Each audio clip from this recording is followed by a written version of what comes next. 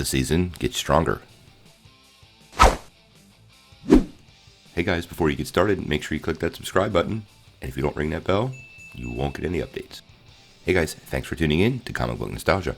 I'm CB Nostalgia, and right now we've got a review of the second episode of the second season of Titans. Well, this almost feels like a different show. As we said, the premiere episode of Season 2 seemed to be two completely separate seasons, and boy, is that very evident in these latest episodes. Now, the most current episode is entitled Rose. So, the fact that Rose is in this episode doesn't feel like a spoiler, but we're not going to give you any other spoilers from the show. Remember, our reviews are almost always spoiler-free.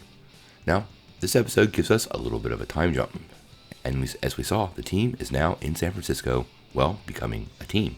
We get to see quite a bit of the new Titans Tower, and the gang just kind of be kids. This episode does see the introduction of what appears to be one of the major villains of the season. One of the interesting things about this particular villain that was introduced is it clearly ties to the old Titans team.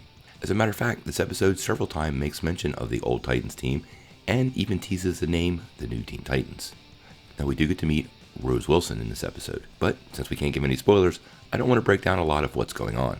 At least so far, the visuals on Rose are really good. I like the look that they're going with, and the action sequences have been great.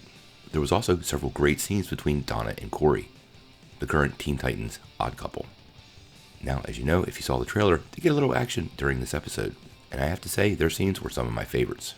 One of the interesting things is, after a particular action sequence featuring the two characters, we get tease of a classic DC Titans character that hasn't appeared in the show, so make sure you have your eyes peeled. The episode also has a big moment in Corey's background come to light. Clearly, Corey's story is going to be a big part of Season 2.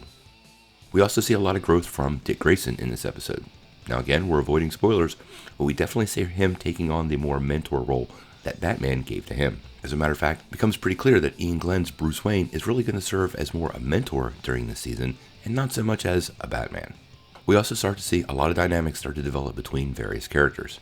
And for some reason, Jason Todd still continues to grow on everybody like some sort of rash. Still played out very well, and he actually bonds with several of the other team members, and is becoming a staple of the show. One of the other things teased during the show that I found pretty interesting was the progression of Dick Grayson's identity. Is he Robin? Not anymore. And they haven't called him Nightwing yet, at least not yet. But we start to see some of those pieces get laid out. Now, a lot happened in this episode. There was a time jump, there was a lot of new characters introduced, but everything really worked out well.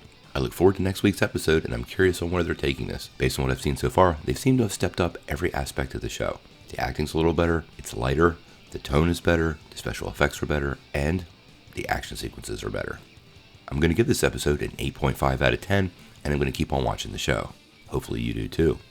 What did you think of the second episode of Titans? Sound off in the comments below. If you like this video, make sure you press like below, click subscribe, and if you don't ring that bell, you won't get any updates. Peace.